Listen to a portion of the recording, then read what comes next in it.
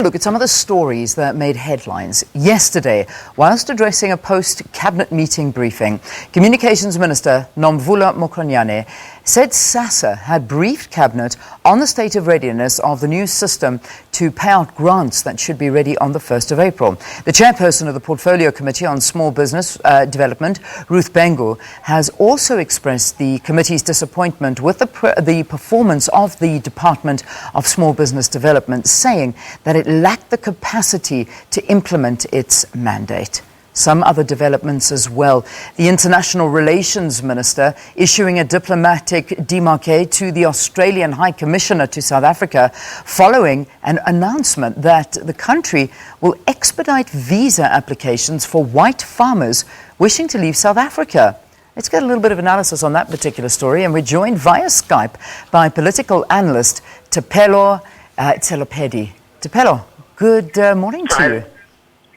Morning, Leanne. How are you? Thanks. We're very well. Thanks so much for joining. I'm not sure if you're on Skype, but either that or... Okay, so we've got you on the line. Thanks so much for chatting to us. All right. I suppose there was general surprise at this announcement. Firstly, let's begin with Sassa, that Sassa's new system will be ready to disperse grants come April. Talk to me about your thoughts on this. Look, I think publicly that may sound like a surprise, but if you look at sort of the court case and the judgment last year that has been happening, this has been also ongoing. So they've had chance to also work on that system. So to that extent, it's not surprising, and I think it's something obviously importantly to welcome, because I think it's been a public discussion for the longest of time, and I think in a sense it was also a bit divisive. So if they're able to put to bed the system and make it internal, obviously, as opposed to putting it out for a bidding process and giving it to a private entity, obviously it solves some of the issues that were raised as well last year. Yeah. I mean, the capacity, however, that's always been the very big question, is whether or not it's going to happen, and to the detriment of who, and that's the big concern. I mean, are you confident that come the 1st of April, it is going to be smooth and that this is going to be distributed the way people are used to, or is it going to take a little bit of getting used to? Look, certainly I think it's going to take a little bit of getting used to, obviously on the part of the beneficiaries. This is obviously not a system for those who are writing about it or analyzing it, sort of. So obviously for small things like having access to sort of micro lending, to airtime, and all of those things, if it's an internal system, I suspect some of those things and some of the benefits that people derive from the private system won't be able to be there, or rather are not going to be there. Yeah. So I think from the point of view of beneficiaries, that may certainly be something they would have to get used to. But I think, again, we must welcome it that the department has not sort of deviated in any big way in terms of the court judgments. I think that the courts have also been watching the department, making sure that they follow through on what they're supposed to do in terms of that order as well. Yeah. So we can't be too negative about our own anticipations of what may come. So let's see what comes out of it. There are obviously legal and constitutional implications from this. Yeah, there certainly are, and let's wait and see on it. But no more CPS. That's the bottom of the story, I suppose. That's the big thing. There'd been concerns that CPS may stay on, and they might have to continue distributing these funds. But it doesn't appear that's going to be the case. Goodbye, CPS. Definitely. All right, now, this is an interesting one because I think this got a lot of South Africans speaking as well. Peter Dutton from Australia making a statement basically saying that Australia will expedite visa applications for white farmers wishing to leave South Africa. Of course, we saw a big statement coming from our International Relations Minister, Lindiwe Sisulu, saying that, basically he must apologize for these statements and issuing a diplomatic démarche. What do you make of these developments? Look, it's not interesting that that is coming out from at least on the Australian front. Obviously, there has been a discourse that emanates, particularly from the white farmers in this country, about a particular narrative of this country, that, you know, the targeted farm attacks and violence and sort of general political attacks against the white people in the country. So I think that's been the narrative that has come out, particularly from certain organizations again. So obviously organizations would have, you know, trying to make sure that they isolate South Africa on this particular issue. So obviously they would have international partners.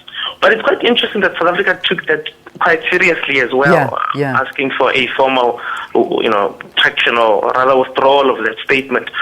It's going to be interesting how they obviously deal with it at a diplomatic level, because it means that, you know, some countries are going to take that quite seriously. And I think it does send some sort of, you know, a public or international sentiment about the legitimacy or not, rather, of some of these narratives that have been, you know, sort of peddled in domestically, and how they are finding expression internationally. So I think it's certainly a situation to be mindful of and to watch out for that. Because, I mean, there's also Canada as well. A lot of people have been talking about going to Canada, and not just Australia.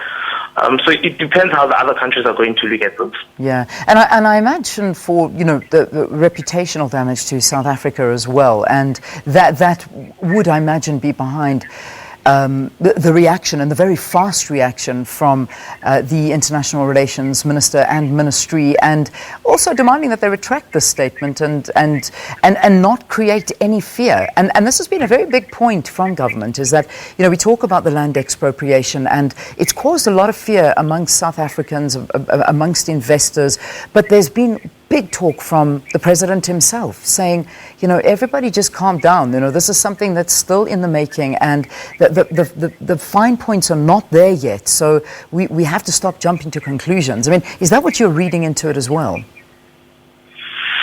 Yes, there is that. Look, I think obviously what is important is that they are able to satisfy market sentiment as well, or rather market perception. So, I mean, we just had the rating agencies come out recently, and then suddenly the ANC withdrew the motion to nationalize the Reserve Bank. So certainly all of these things does impact on not just perception, but on the bottom line in terms of how much can the country also borrow outside and all of that. So I think it's something to watch out. But importantly, the issue over land is obviously going to be divisive. It's obviously going to be emotional. But the country and this government has a history of enacting laws on making sure that land use and land tenure, you know, have obviously served a particular group. And I think post-1994, it's important that the state again looks at the issue of land use and land tenure in a manner that it's able to satisfy all South Africans. And obviously do some you know, to move towards restorative justice in that sense. So I don't think people should, again, echoing the president's statements, people should not be, you know, alarmed and be afraid of this discussion. But obviously, given that narrative that I told you about, it's not surprising that people would be, you know, worried about what are the implications. Obviously, people are anticipating what may come out, and I think it would be incorrect for people to do so. Let's wait out on the process. Parliament is going to have community stakeholder engagements, so I think let everybody be part of those. It's quite interesting. I'm just reading in an Australian newspaper, they obviously interviewed our Minister Lindiwe Sisulu. She goes on to say, and I quote, "There is no need to fear. We want to say to the world that we are engaged in a process of land redistribution, which is very important to address the imbalances of the past." Going on to say, but it is going to be done legally and with with due consideration of the economic impact and impact on individuals. So it's the story that we've been hearing, but I'm sure more will develop today, because this, of course, was all unfolding last night, actually. Let's talk now a little bit about our Finance Minister, Nhlanhla Nene, pleading with provinces and municipalities to use their allocations efficiently in the division of revenue bill debate. What is the significance of this bill actually being passed? It's unfortunate because I've not got into the bill, but obviously I take it some of the problems arise out of the failure of some municipalities. If you go to the Northwest, you see the problems of just liquidity, not having enough money. Obviously, you see the problems again with the recent directive by the Treasury that municipalities should not use their funds and put it into VBS Bank. Obviously, there's a curatorship coming up there as well. If I suspect, obviously, that would be the context with regards to local government and provinces, obviously, and quite a lot of money at that level, again, is being siphoned off the state. But to that extent, I'm not able to comment on the bill because I've yet to read it. All right, fair enough. We'll chat after you've had a chance to have a look at it. I want to wrap it up, and I think this will lead us into what we're about to show here on the program. Not sure if you managed to have a look at that exclusive interview that we had with the former Zimbabwean President Robert Mugabe. Yeah. Did you have a look at it? Did you take anything out of it? I mean, does he still wield any influence at all? I mean, what were maybe one or two of the main points, and very quickly, that you took out before we actually show it to viewers? Look, I think obviously some of the issues that came out is that he is obviously still bitter over his own removal. But I think it was also a bit incoherent. It was difficult to also, understand him. What he also say. Yeah. But obviously he's taking sides. Is he still influential inside the movement?